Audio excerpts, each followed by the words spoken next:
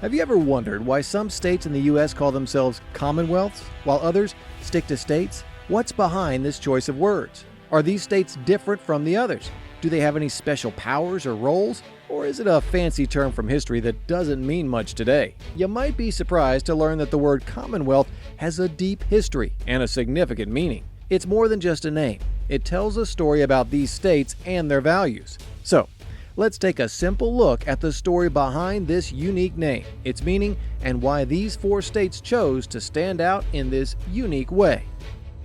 Number 1. Understanding the term Commonwealth. In its most straightforward assertion, it's a term that has evolved from the Old English word commonweal, defined as the well-being or welfare of the public.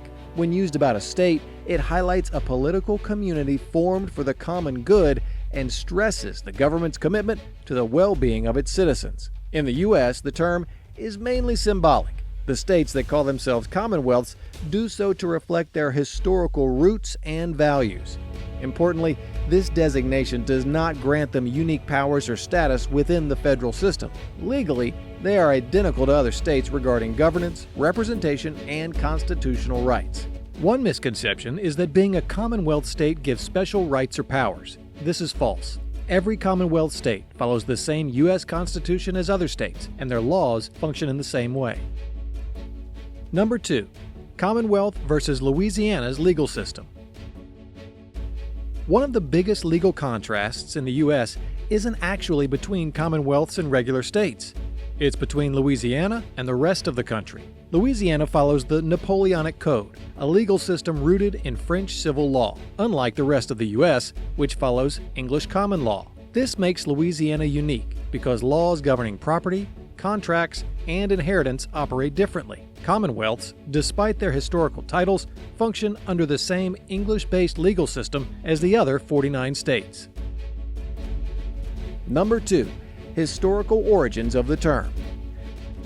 Commonwealth is an English term popularized in the 17th century. It became significant during the English Civil War and under Oliver Cromwell. The idea was to emphasize governance by the people for the people, contrasting with monarchical rule. When American colonies declared independence from Britain, the term resonated with ideals of democracy and public welfare. Some states adopted Commonwealth in their official names to reflect these values and their rejection of royal authority. Interestingly, some states dropped the term Commonwealth over time. For example, Maine was once part of Massachusetts but removed Commonwealth when it became a separate state in 1820. However, Kentucky inherited the title when it separated from Virginia in 1792. Number 3. The 4 U.S. Commonwealth states.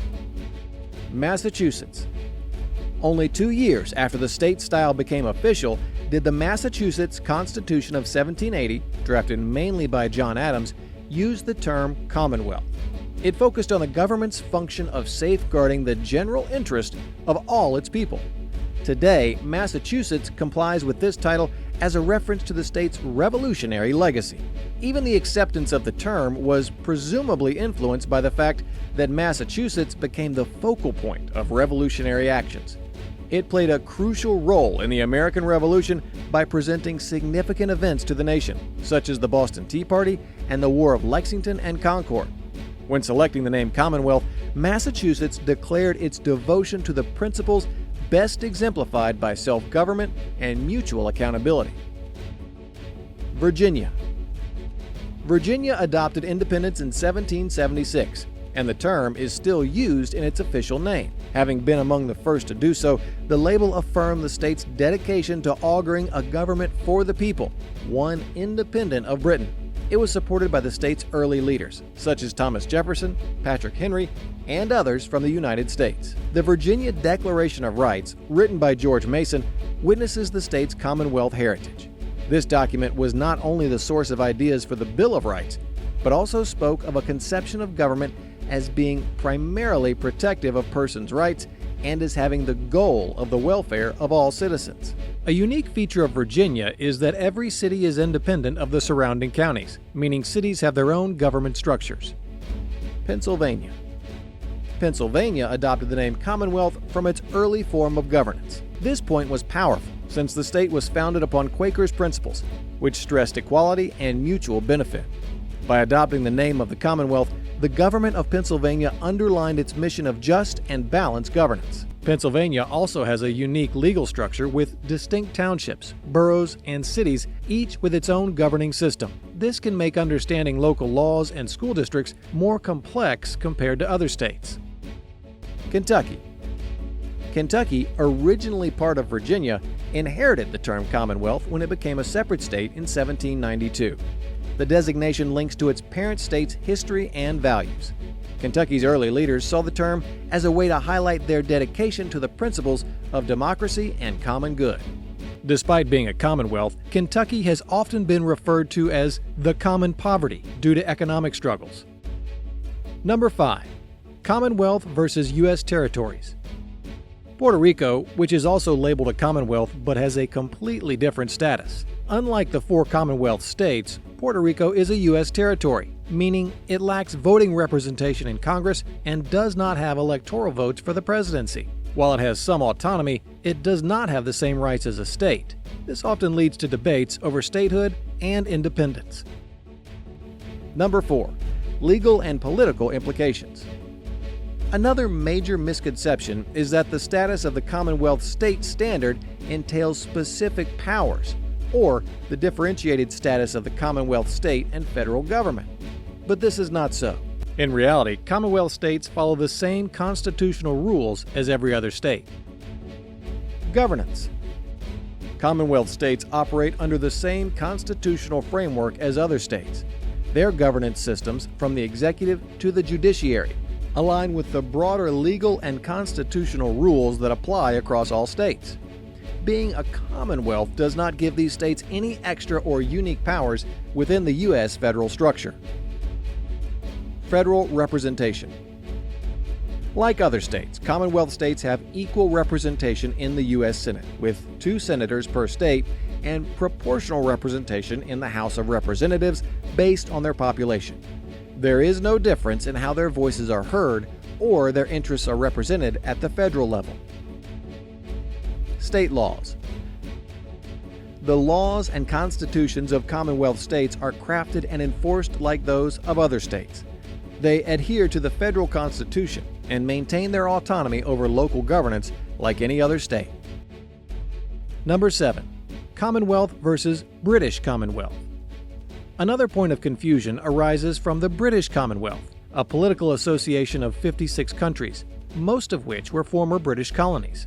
Unlike the British Commonwealth, U.S. Commonwealth states are not part of any international political body. Their designation is purely historical and symbolic.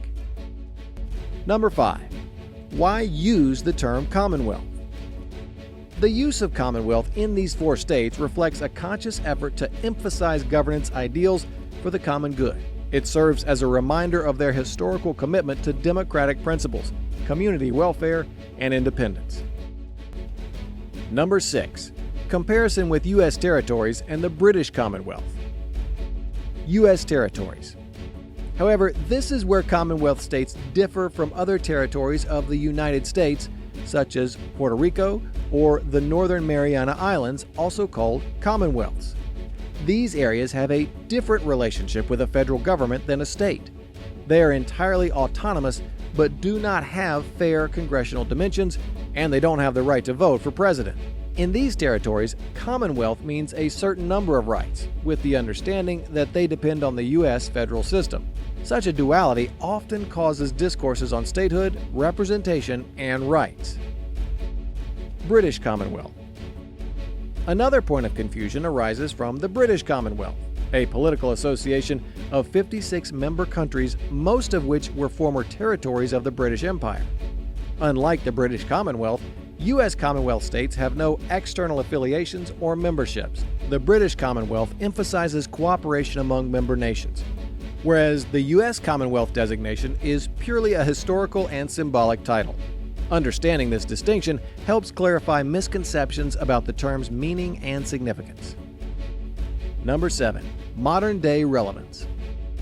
The term Commonwealth in these states today is more cultural and historical than politically meaningful. It is much in line with their Constitution and Charter when they were established, and it's an opportunity to allow them to make their distinct mark in the country's history. However, some have argued that the term is outdated and unnecessary, as it serves no legal purpose today. Some residents also believe the term should be reconsidered, as it doesn't provide any advantages or extra representation. Others, however, appreciate the name for its historical significance. Public schools, clubs, and county governments in these states also employ the term Commonwealth to increase public knowledge of their history. This identity depicts an evocative part of the culture in the classrooms, through murals or in Commonwealth state tourism advertisements. Thanks for diving into the meaning of Commonwealth with us. Now you know why some states choose this unique title and what it stands for. If you enjoyed this journey through history, don't forget to hit the like button. Share your thoughts in the comments